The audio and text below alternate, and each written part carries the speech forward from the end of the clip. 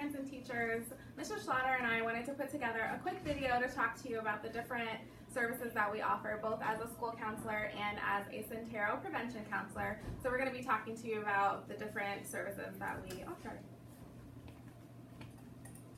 So my role as a school counselor is to support all students in the school, K through 5, everybody here, 500 students, support them emotionally, socially, and academically. So I always tell the kids that it's my goal when they come to school to make sure that they're safe and that they are healthy so that they can learn.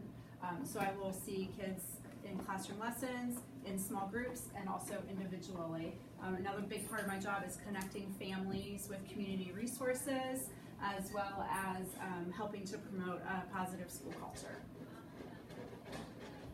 And as a school-based prevention, so I am a separate entity, so I work for a company called Centero, and we partner with the Hilliard City Schools to provide prevention services. We get all of our funding from the Adam Board. They fund the services, so what I do in the schools is free. I can offer prevention services from grades pre-K through 12, but we're in Beacon Elementary, so it's K through 5. And all of the clinicians are licensed clinicians, so I specifically am a licensed mental health counselor. So what exactly is prevention? So a lot of what school counseling is the promotion. So as Jill mentioned, we are promoting a positive school culture. And within prevention, here's where I'm operating. So I can do classroom lessons, kind of focusing on a variety of different topics. I can do selective services where I'm meeting with students individually and in groups. And again, that's a variety of different topics. I'll do social skills groups, anxiety, lots of different things. Kind of where we lay on this lovely continuum. Anything after that would be more counseling services, so that's outpatient counseling or psychiatry if a student needs medication. We're not doing that in the schools, we're sticking with prevention. So again, it's focusing on time-limited skills, so I only meet with students for a brief amount of time, and our goals are to really make sure that students are able to make good choices, they're learning positive coping skills.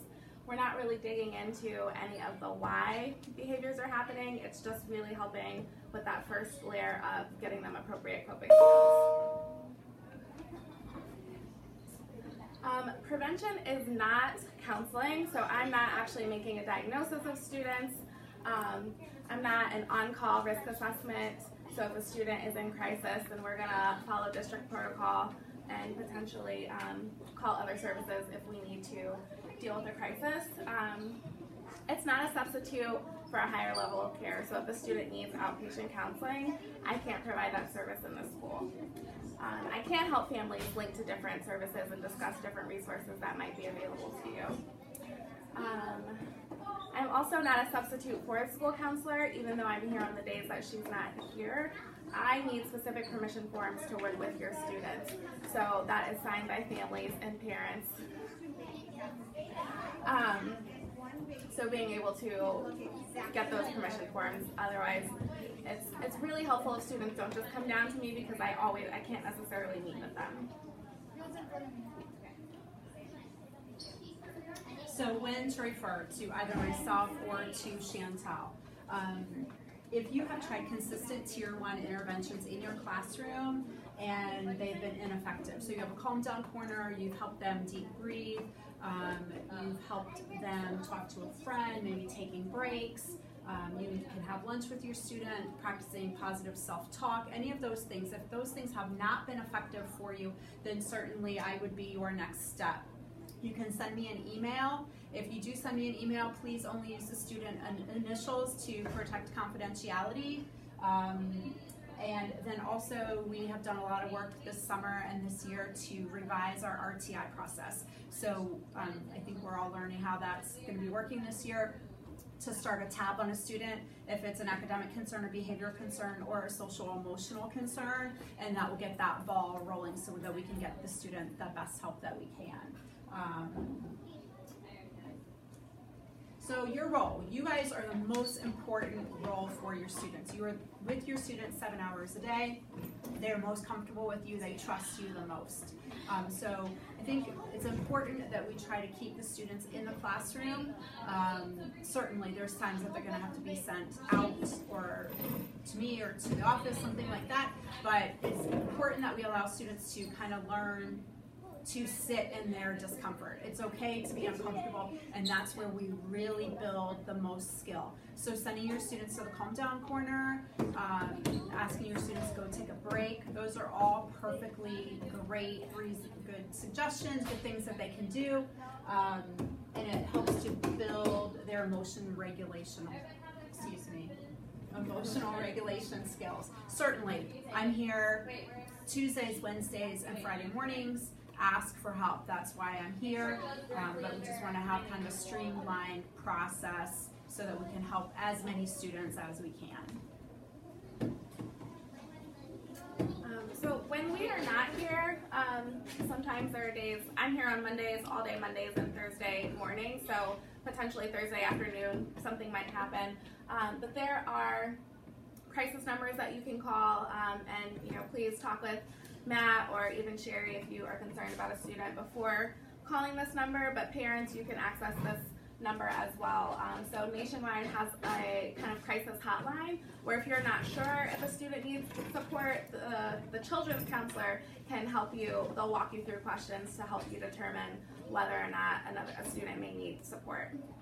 And then this is for 18 and older for our parents. If you have older kids that might need services as well, you would access NetCare.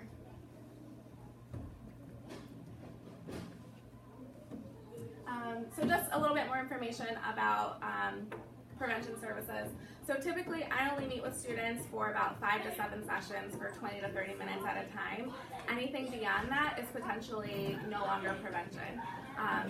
There's some flexibility depending on specific circumstances, but for the most part I'm only meeting with students 5 to 7 times, and then I'm talking with parents about other resources. So whether that's outside counseling, if it's getting linked with case management, or just any other resources that we can link the family with.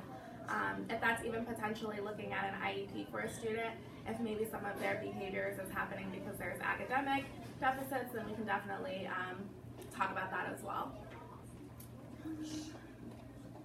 Another, just because a student got prevention last year doesn't mean that they're automatically going to get it again this year, because again, that's not prevention. I shouldn't be meeting with students every year or even all year. Again, it's that time limited, and then working on referring to families if they need other services.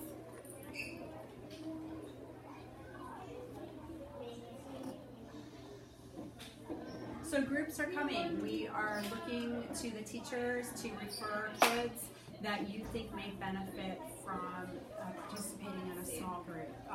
Chantel will still be running the groups on Mondays and Thursday mornings when she is here, and I'm going to be sending out a needs assessment. It's in the form of a Google form, and there will be a description of the groups that are being offered and for what grade they can be considered for. So look for that coming in the next few days. We'll start to put together some groups, send home permission slips, and hopefully to get those rolling here in the next couple of weeks. So again, thank you so much for your support of our kids.